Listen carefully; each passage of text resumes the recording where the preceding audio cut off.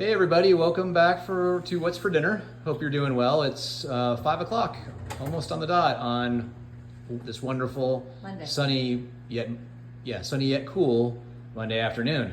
Cool 86. Cool 86 degrees, yeah, it's not bad out. Anyway, hope you're all doing good. What do we got going on here today, hon? Yeah, so you charcoaled 4 fillets. Yum.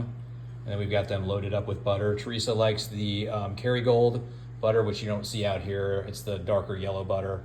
We had it in a jar. And then we have a pound of fresh Amish cream butter that's I'm preferring. Yeah. I'll put that on my steaks. So yum. And then we got a little guacamole to go with it. And then over here, Teresa did one of our favorite staples. She did air fried bacon. And then we've got some eggs going here. Yep. And then you just heated up leftover wings and a brat. Yes. From the other day. Yeah, we did those the other day. So Teresa air fried those wings, and then I barbecued the brat. So we had that left over. So I'll be having some of that with my steak. And then, can't forget, we got our Jane's Crazy Seasoning and our Redmond's Real Salt. So that'll be going on there. Yeah. All right. So any of the stuff we made tonight cause our blood sugar or insulin to spike, Teresa? It will not, unless you add sugar to this, like mashed potatoes, baked potato, sweet potato, macaroni, rice, pasta, rolls. Mm-hmm. Ketchup, some condiments. Mm-hmm. Trying to think what else people usually eat with steaks. Oh, someone's here. Yeah, we're doing a video, buddy. Just FYI. Sorry, everybody. How's it going? They're 17 this weekend. Yep. Big 17. Anyway, let Mom woman-splain all the food. I'm sure she's gonna do a great job. Thanks, buddy. We'll do the best we can. Anyway. Okay, so I have a little case study. You know how I tell you guys the hemoglobin A1C is what corporate medicine uses to diagnose diabetes. Once you get that diagnosis, you've been sick for about 15 years. It means you've been sick because your pancreas has been releasing tons of insulin, which squashes your blood sugar. And so when corporate medicine's only looking for elevated blood sugar and the fasting insulin does a great job of keeping it low, by the time this gets up, your pancreas is just petering out and done. So this is a 49-year-old patient of mine. And for those who don't know, hemoglobin A1C thanks. is a average 90-day average blood sugar measurement. Yep. So your average blood sugar over a course of 90 days. Yep. So she had labs with me so far 3 times. Her A1C the first time was 5.3, which is an average daily blood sugar of 111. Then she did drop just slightly. It's nothing to be like super excited about, but she dropped to 5.2. And then that's an average daily blood sugar of 108. And then these last labs, she popped up to 5.7, which is an average daily blood sugar of 118. To get diagnosed with diabetes, your A1C goes to 5.7, and then you get diagnosed, okay? We don't want that. The only way corporate medicine can treat you is if you have a disease. They can't do anything with these numbers until you hit diabetes. Her fasting insulin, the first visit was 15.8, too high. The corporate medicine's cutoff is 18.4. I want 3 to 5 and below. 10 and above, you're doing damage to your small microvessels. Okay, so this is what raises your risk of heart attack and stroke. Then the second time she went up to 19, which is still bad. And then this time she's at 21. Now you can see why blood sugar takes so long to get elevated to be diagnosed with something, because look how much her pancreas is working. It's just steadily going up. I've seen this as high as 80. So the insulin keeps increasing as she's, and it's causing it to work more and more. Right. So you're cranking out more insulin to suppress the sugar. Yep, but you're going to be obese and you're going to have problems. So, and you know, I have said on here many times, 95% of blood pressure is insulin resistance. She just got diagnosed with high blood pressure. She said she hasn't been feeling good the last 3 months. Her doctor just put on her blood pressure medicine. So I suspect you don't feel well. This is bad. Mm-hmm. And so she hasn't been with me that long, but enough to where I'm like, have you not heard me say this before? Or, because I go over CG, we say it all the time. But here's the thing. Mark made a good point today because I was a little frustrated. When it comes to your addiction, it's not something you want to hear. As soon as you start to talk to an alcoholic about his alcohol or her alcohol, they sort of tune you out. They're haphazardly listening, but they're not really listening. Yeah. So food addiction, people don't want to hear about.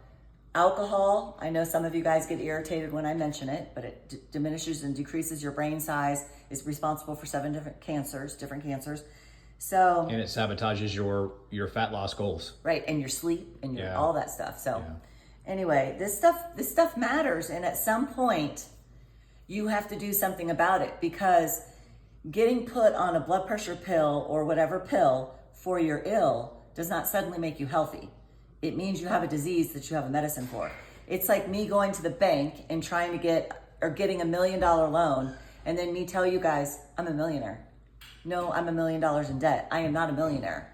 Okay, so in essence, these things are not fixes, they're band-aids. The root cause is sleep, stress, food. Exercise is great, but exercise won't move these numbers. Yeah. It's food and diet. So. Yeah, for sure. Yep. But It's, I just sometimes think like nobody can make fun of meth addicts or heroin addicts, because we are addicts, but ours is legal, socially acceptable.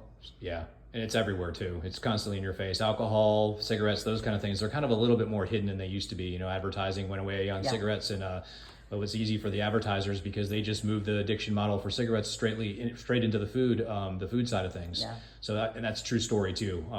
It happened around 1986. Yeah. The cigarette addiction, the tobacco addiction model was applied to food when it became illegal for the advertisers to market cigarettes and nicotine and whatnot, chewing tobacco, those kind of things. Yep. So now we've got it, and they've got armies of food scientists who are making these hyper palatable foods that are almost impossible to resist. They light up all your different receptors in your brain when you take a bite of them. Correct. And but at the end of the day, they're still addictive.